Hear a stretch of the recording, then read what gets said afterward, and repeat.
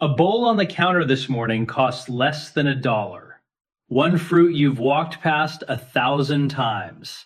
And a randomized clinical trial showed measurable gains in insulin sensitivity after just 6 weeks of eating it the right way. The fruit is the blueberry.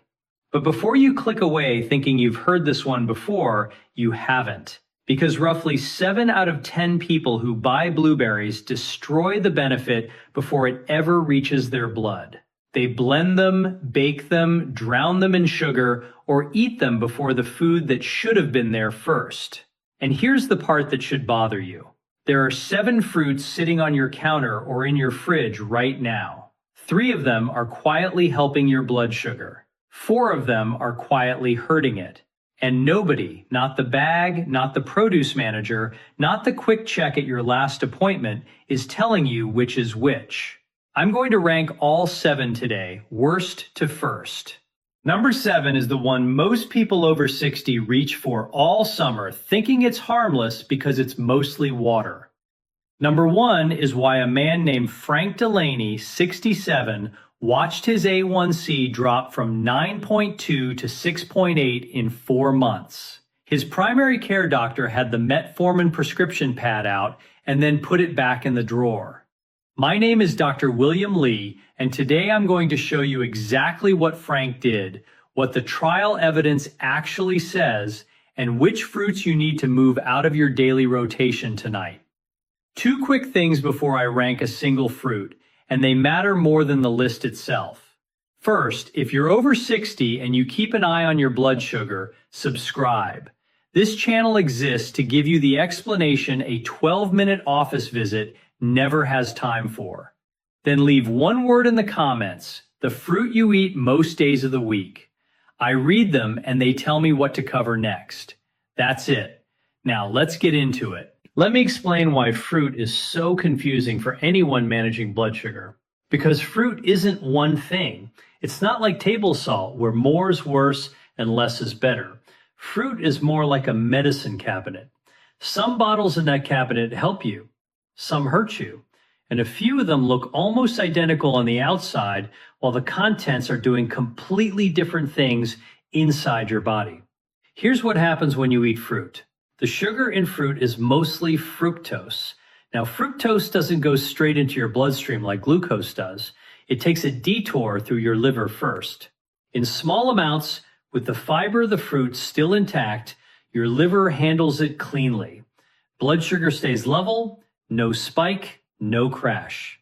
But when you eat fruit without the fiber, when you juice it, blend it, or eat a fruit that's naturally low in fiber and high in sugar, that fructose floods the liver all at once. The liver responds by converting fructose directly into fat through a process called de novo lipogenesis, and it stops responding properly to insulin. Researchers call this hepatic insulin resistance. Once your liver stops responding to insulin, your fasting blood sugar starts climbing, even while you sleep, even when you haven't eaten in 12 hours. That's the mechanism. Every ranking I'm about to give you comes back to this idea: fiber present or fiber gone. Sugar in the whole fruit or sugar stranded without its natural buffer. So let's rank them, all 7, worst to first. As I go, keep a tally of which ones are already in your kitchen, because by the end, you're going to want to walk in there and rearrange a few things. Number 7, watermelon. This is the one I warned you about in the opening. The one most people reach for all summer, thinking it's the safe choice because it's mostly water. And it is mostly water, around 92%. That is exactly the trap. Watermelon has a glycemic index in the mid-70s, higher than a spoonful of table sugar, and there is almost no fiber to slow it down. So that big, cool slice on a July afternoon hits your bloodstream almost as fast as a soft drink. The water fools you into thinking nothing happened. Your pancreas knows otherwise. A 120-gram serving, about a cup of cubed watermelon, has a glycemic load around 5, which is why some sources will tell you it's fine. The glycemic load number assumes you stop at 1 cup. Most bowls of watermelon on the porch don't stop at 1 cup. Treat watermelon as an occasional item, a few cubes alongside a handful of almonds after a real meal. It is not a bowl you sit with on the back step. That bowl is a spike, and you'll feel it as a slump an hour later. Number 6. Pineapple. Pineapple has a reputation as a health food, mostly because of bromelain. That's the enzyme people take as a supplement for swelling and digestion. Here's the problem. Bromelain doesn't lower your blood sugar. Pineapple's glycemic index lands between the mid-50s and mid-60s, with a heavy load of free sugars and very little fiber to buffer the absorption. Fresh pineapple, eaten cold in small cubes, after a real meal with protein and fat already in your stomach, your body can manage that. Canned pineapple in syrup is worse. Pineapple juice is worse still because the fiber is gone entirely, and you're back to flooding the liver the way I described a minute ago. Pineapple on its own on an empty stomach is a sugar delivery system with a tropical accent. Number 5. Mango. People call mango the king of fruits, and they say it like it's a compliment to their health. One medium mango carries roughly 45 grams of sugar. That's more than you'll find in most candy bars, and the glycemic index sits around the medium range. Mango does bring real vitamin C and a useful dose of carotenoids, those orange pigments that are genuinely good for you, but the sugar load drowns all of it for someone managing blood glucose. A small portion, a few thin slices after a meal is fine. Treating mango as a daily morning staple is the move that quietly moves your meter the wrong direction. Number 4, the banana.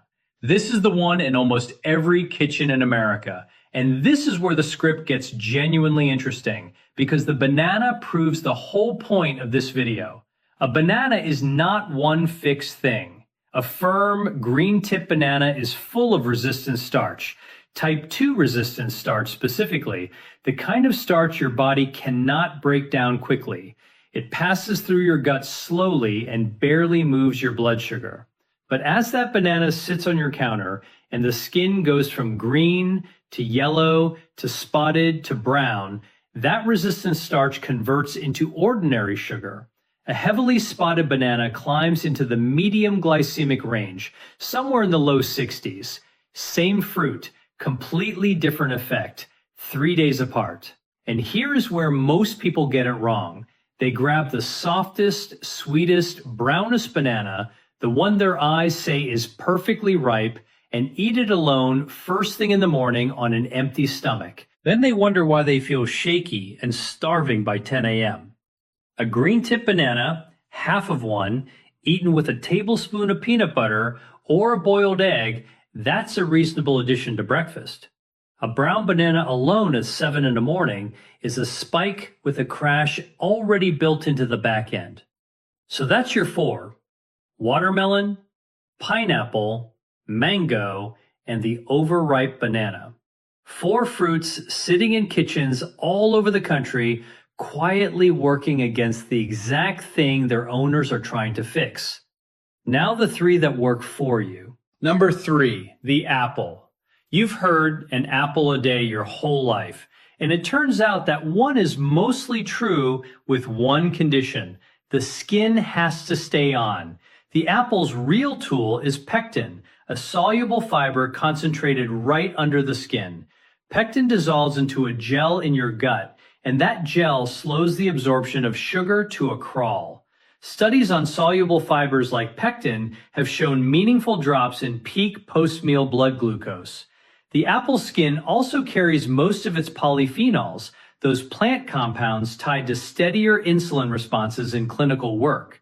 Peel the apple, and you've thrown the medicine in the trash and kept the sugar. Turn it into applesauce, and it's worse. Turn it into juice, and you've erased every benefit. A whole apple with the skin on sits at a glycemic index in the mid-30s, one of the gentlest numbers on this entire list. Eat it whole. Eat the skin. That is the whole instruction. Number 2, grapefruit. Grapefruit has the lowest glycemic index of anything I'm talking about today, around 25. It carries a compound called naringin. the same flavonoid that gives grapefruit its sharp, slightly bitter edge, and it has been tied to improved insulin sensitivity in published research. On paper, grapefruit is close to a perfect fruit for blood sugar. Half of one in the morning, eaten in segments so you keep the fiber, and your blood sugar barely notices. But I have to stop and draw a hard line right here because this is the one fruit on the list that can genuinely hurt some of you, and it has nothing to do with sugar. Grapefruit blocks an enzyme in your gut called CYP3A4.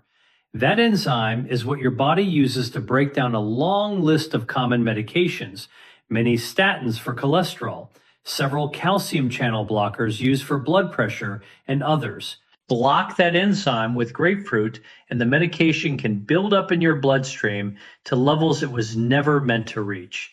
That is not a theoretical risk. The FDA has published guidance on exactly this interaction. So if you take a statin or a blood pressure drug, do not add grapefruit to your day until you've asked your pharmacist whether yours is on that list. It takes one phone call. If you're not on those medications, grapefruit is a quiet champion. So we are down to number 1, the blueberry. Here's why it earns the top spot. And here's why most people throw the benefit straight in the bin. The active compound in a blueberry is anthocyanin. That's the deep blue-purple pigment packed into the skin. Stull and colleagues published a placebo-controlled study in 2016 showing that blueberry intake increased insulin sensitivity in obese, insulin-resistant adults over 6 weeks. A 2022 randomized trial showed favorable postprandial glucose responses after blueberry consumption.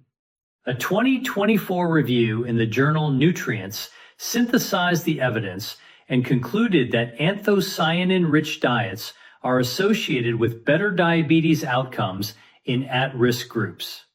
The evidence is consistent enough to act on.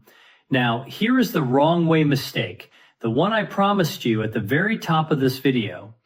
Most people destroy that benefit before it ever reaches their blood. They throw blueberries into a blender with banana and orange juice, which shreds the fiber and floods the liver with fructose. Or they bake them into muffins loaded with refined flour and added sugar. Or they scatter a handful on top of sweetened cereal, then eat the cereal anyway. Whatever the blueberry could have done is buried under the spike from everything around it. You're eating the bottle and pouring the medicine down the sink. The right way is almost insultingly simple. Half a cup of whole blueberries, fresh or frozen. It makes essentially no difference to the anthocyanin content. Eat them with protein and fat to slow absorption further. Greek yogurt is the easiest pairing. Whole, not blended. Not baked into anything.